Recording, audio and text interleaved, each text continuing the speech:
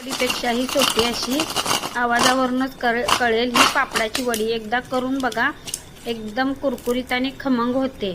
या पद्धतीने कराल तर परत परत करून खाल. त्यासाठी मी येथे एका मिक्सरच्या भांड्यामध्ये 4 मिरच्या, 8-10 लसूण पाकळ्या आणि थोडंसं जिरं घेतलं आहे आणि या पद्धतीने पाणी टाकून बारीक करून घेतलं आहे. आता एका भांड्यामध्ये मी बेसन पीठ घेतलं आहे आणि चवीनुसार मीठ टाकलं आहे आणि हा मसाला सगळा टाकून मिक्स करून घेतला आहे. या पद्धतीने बॅटर करून घ्या. ही एकदा वडी करून बघा, एकदम छान होते. आता येथे मी पापड घेतला आहे.